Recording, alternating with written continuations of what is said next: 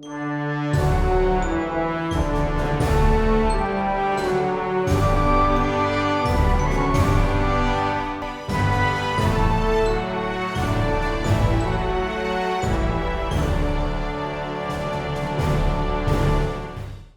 back to the Welsh History Podcast. My name is Jonathan, and this is episode 15, The Steady March. So, in 43 AD, Rome invaded Britain, and in a piece of theater which is interesting to say the least, as the Roman army moved into Britain, as they reached the Thames, and according to Dio, Claudius decided that it was too difficult to continue forward. He ended up calling Claudius over for the main meat of the battle. Now, of course, that's one argument. The other argument that was presented by Suetonius is that the battles are already over. Suetonius claims that there was no battles that Claudius was involved in. Yet, Dio brings us an idea that somehow he was at the final defeat of the British kings. So my theory is at this point is likely what's happened, and I'm sure it's a theory fairly well held, is that what we had was a mass surrender, which Claudius was there to witness and take the surrender so that he could claim victory. Which is always interesting because we don't know enough to know who is right, but because Suetonius had access to imperial records, because Suetonius is much closer in date than Dio in writing, we just assume that probably Suetonius is closer to correct. Now, mind you, Suetonius loved to talk about the more rumor-filled ideas of what the emperors did or said.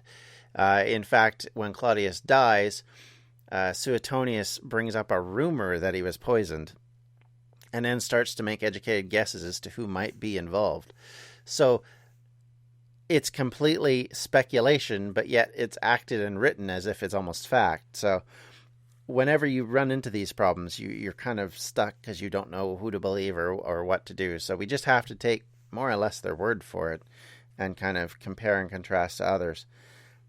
Now, with all that said, unfortunately, we don't have Tacitus's version of this, which is part of the problem. If we had the section that's missing out of Tacitus's annals, we might actually know better, because Tacitus being slightly closer than Suetonius, he might have more specific information, and we never know what went missing and when, like, say, Claudius Dio may have had copies of these items and been able to look at them where we didn't. So, or we don't, I should say. But interestingly, one of the things that is brought up, which I thought was very curious, is when Claudius returns to Rome, and after he has his, as it's called, a large triumph, Suetonius brings up the fact that the triumph is huge and that it goes on for quite a while. He also points out that one of the things that Claudius received for his achievement of defeating the British was his crown of Neptune, or his naval crown.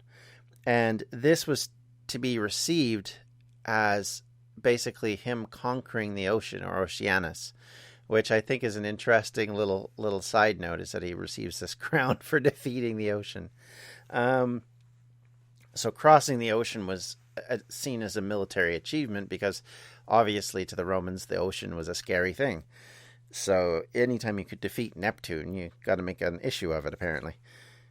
So they would also create, I think the other little oddity here that I think is fun to mention is that this victory was seen as so important that Claudius, who was well known to love, according to these authors, the idea of having gladiatorial combats and various celebrations. So one of the things he would do during his life is actually on the fields of Mars have reenactments where they would show the defeat of the British kings. And I'm sure the public must have loved that kind of thing. You know, it's an entertainment thing. The Romans were well known for doing these kind of things. They used to do historical reenactments of various battles. In fact, in the Flavian Amphitheater, better known to us today as the Colosseum, they will actually hold naval battles inside of it, which I'm still, to this day, amazed at the ability to actually flood the Colosseum and have boats going around and having battles in this Colosseum.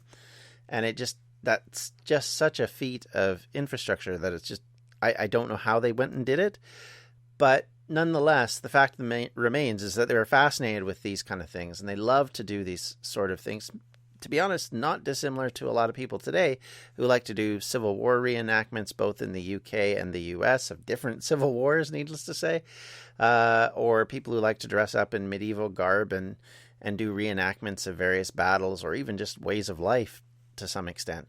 So there is that fascination with the past and a fascination with victories and a way of celebrating things. So the Romans loved this kind of stuff. So the fact that they would actually go to the bother of doing this, even within what would to them be, memory, is an interesting idea. And it shows you both, I think, the ability of them to do these kind of things, how fascinating it is, and two, how much drama was seen in these kind of reenactments and how important it was to the Romans to do these kind of things. And they would actually bring in gladiators to run these roles and fight these battles. And sometimes the gladiators weren't terribly excited, needless to say, to fight these things.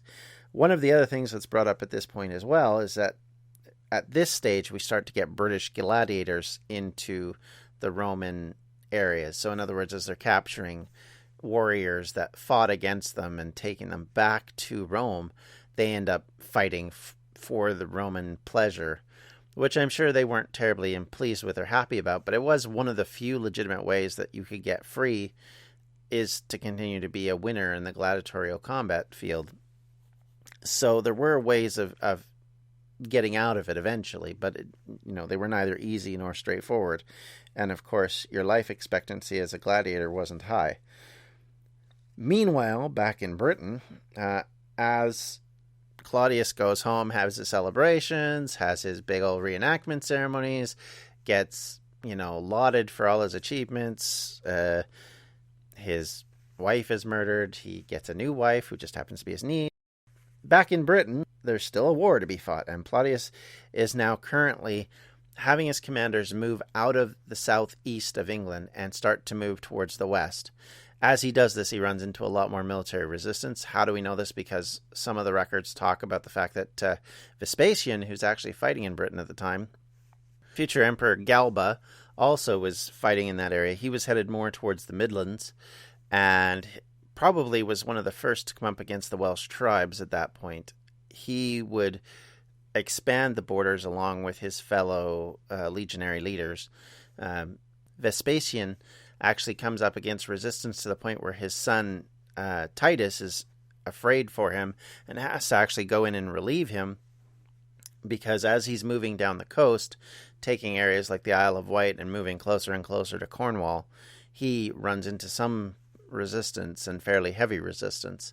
And in fact, the Romans will take quite a while even to capture all of that area, like Devon and Gloucester and Cornwall will all fall, but it will take a little bit to do.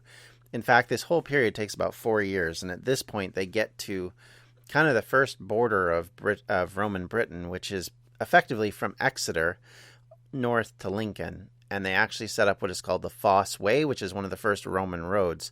Now, this Roman road, as I've said before, the Roman roads are built for military purposes initially.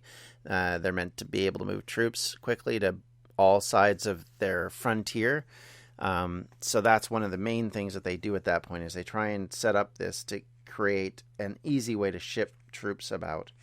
And they will actually start to move forward eventually out of there, but initially that's kind of where we begin. By the end of 47, the Romans had in control the tribes of the Trivantes, Caterelamni, and the Cantici. These were the tribes that were actually initially possibly allies or possibly conquered, more likely to be the conquered ones, while they set up client kingdoms with the Iceni and the Atrebates. Atrebates were the old ally that they'd had probably from the beginning, and likely were part of the reason why they came to Roman Britain in the first place, and I suspect they were the main trading tribe with the Romans at the time. And then also they added the Brigantes at some point, and their rather famous leader and woman leader, one of the few female leaders we hear about, who is Cartimandua. And Cartimandua is one of these people who is well known in part because she is a very, very clever political leader. She is very good at playing every side to her advantage. She wanted the Romans as her ally. She maintained that alliance until she herself passed away, but had to fight against everyone else in the process.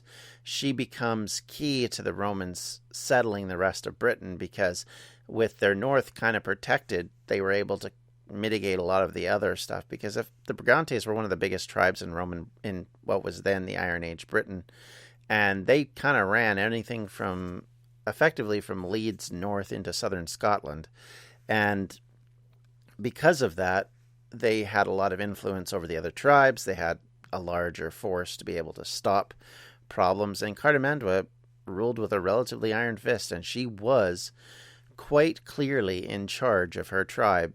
And she played realpolitik quite well. Where it benefited her, she made sure she got rid of people who were in her way, be they husbands, be they other kings, be they the nobles who had crossed her. So this is a woman who was well known, who was quite clever, and had made such an impact that even the Romans themselves write about her quite extensively. She will be one of two British women who become huge to the story of the first century in Roman Britain.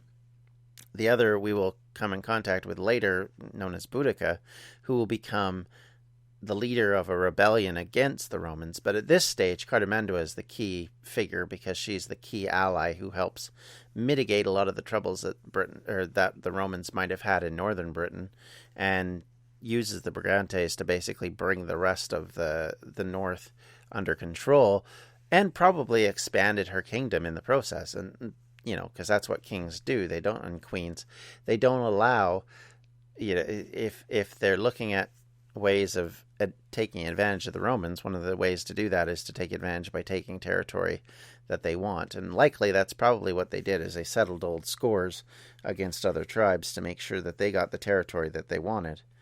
Now, another person who is key in this early stage, another early Britain, is a man by the name of Cogidubnus, or possibly Togidubnus, but we believe it's Cogidubnus, who is a key cog in the invasion plan.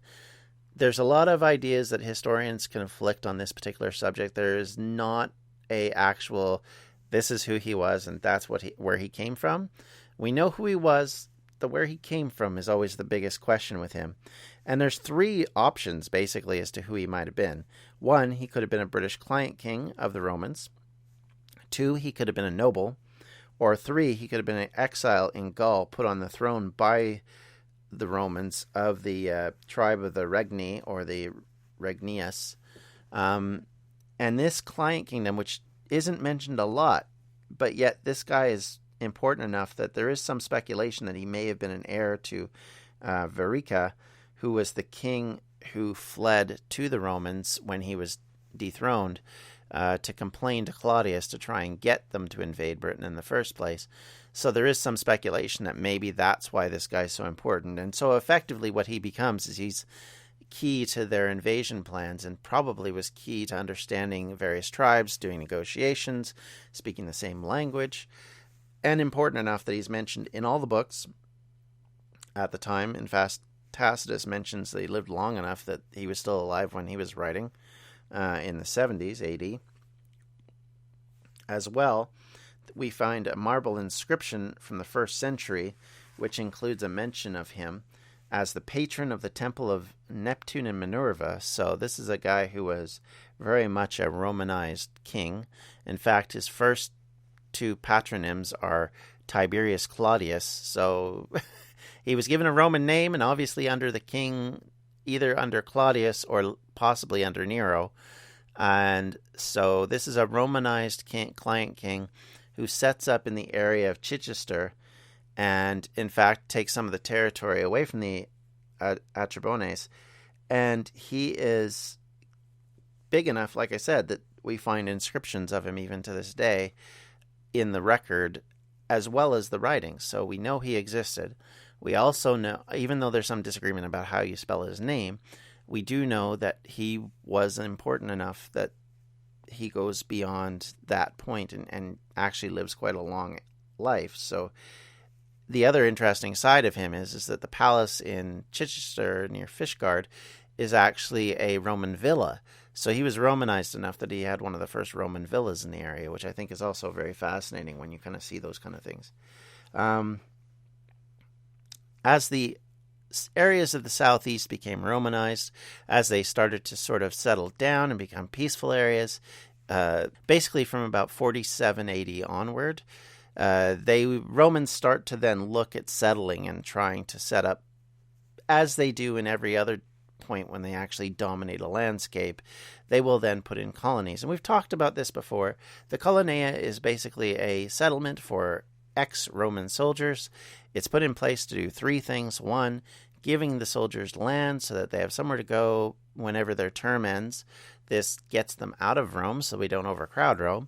And two, it also gives them land so that they actually have a reason to fight, because at the end of the day, that's what they're going to get. They're going to get some prime land, and that's always a big part of it, is the Romans give themselves the best pieces of things.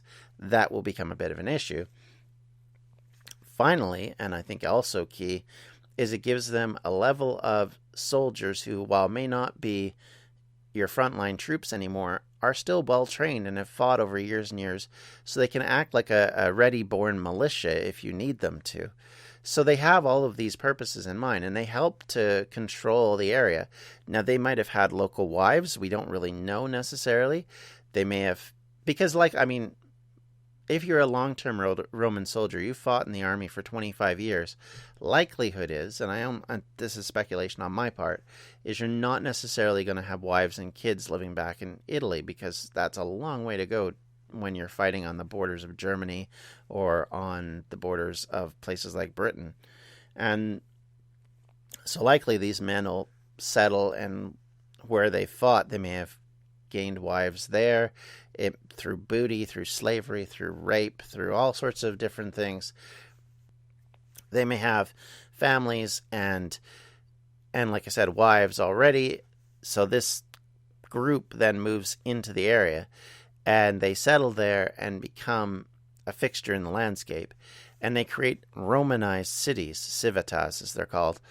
And these Romanization bring in some of the early infrastructure that we see, like the specific town that we're going to mention is one of the early capitals of Roman Britain, and it's called, it was called in Roman times, it was called either Camulodundum,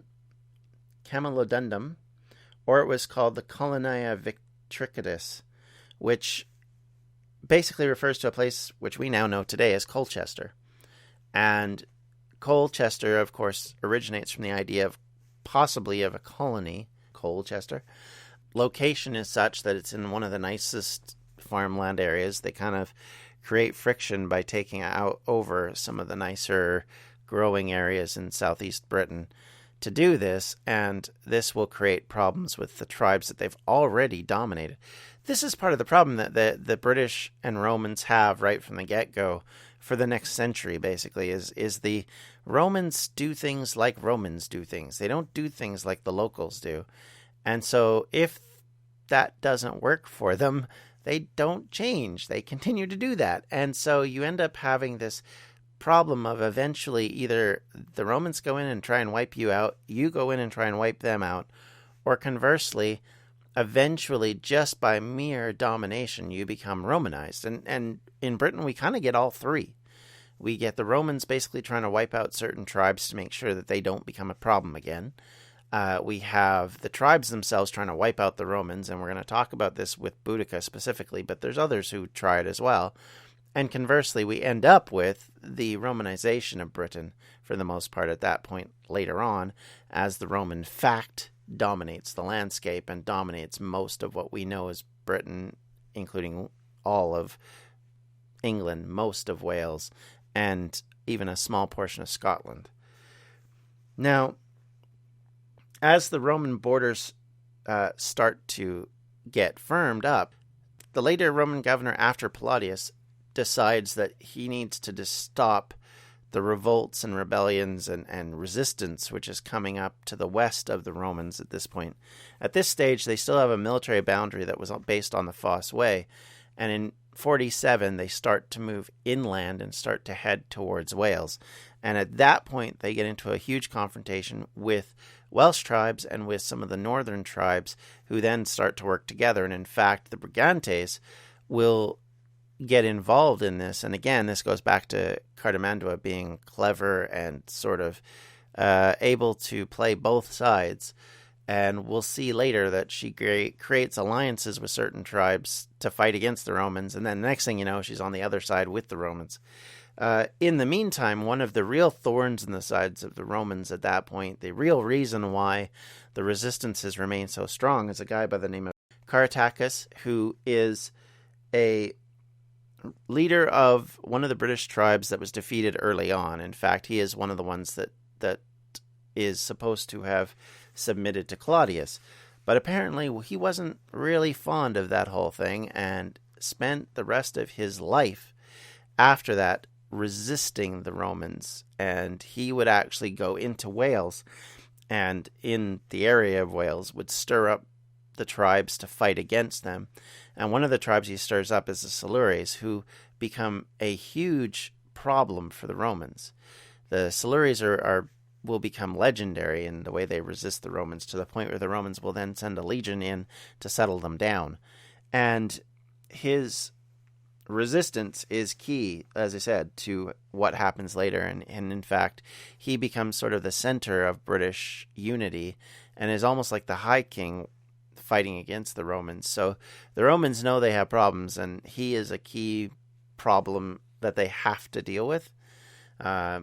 And like I said, that will then develop into the wars in Wales in the next 20 years, which then lead to the eventual revolt by Boudicca. And then we finally get to a stage where things will settle down, and we can talk about Roman Wales and actually discuss some of the areas of Wales and how they Romanized, what was there. And you can start to contrast and compare the difference between a Romanized Wales, which is based off of accommodation, and a Romanized Wales, which is based off of military intervention, because those things will still exist all the way through to the 400s. There will still be a military boundary in Wales because of the problems that they have dealing with the mountain tribes and trying to stop them from causing the Romans trouble. But we'll get more to that as we go. We'll say goodbye for this week, and I hope to talk to you later. Take care, have a good day, and like I've said before, please check us out and give us a rating and review on iTunes, on Stitcher, and if you can, on Google Play. Those things are really key to how we grow. I want to thank everybody who listens to the podcast, and as well, if you have any comments or questions or concerns, you can reach me at the Welsh History Podcast at gmail.com, or on Twitter at Welsh History Pod, or you can also reach me on Facebook at facebook.com/Welsh History Podcast. Until next time, we'll talk to you later. Bye-bye. This has been a Distractions Media production. For more information, you can check out everything we do at distractionsmedia.com.